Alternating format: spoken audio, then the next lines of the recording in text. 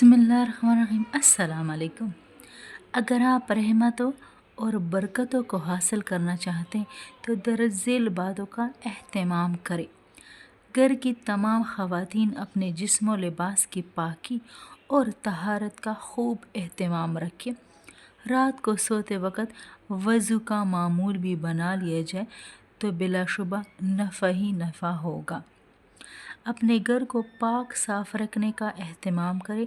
नासमझ और छोटे बच्चों को मुकर्रर जगह पर हवाइज ज़रूरिया से फ़ारिग होने का आदी बनाया जाए। बच्चों के जिस्म और लिबास वगैरह की सफाई का ख़ास ख्याल रखें। घरों की सजावट में जानदारों की तस्वीर से सख्त परहेज़ करें।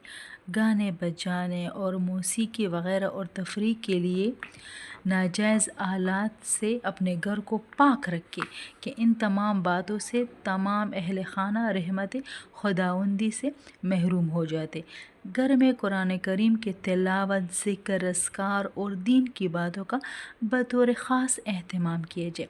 कुरान करीम की तिलावत से घर में अल्लाह ताला की रहमतें नाज़िल होती हैं और सकून इत्मीनान की दौलत नसीब होती है। ये किस कदर खुशबख्ती और सादत की बात है और कौन साहब ईमान ऐसी खुशबख्ती और सादत से महरूम होना चाहेगा। लिहाजा हर घर को की सरबराह खातून नमाज फ़जर के बाद ख़ुद भी और घर के दीगर अफराद को भी तिलावत का पाबंद बनाने की कोशिश करें।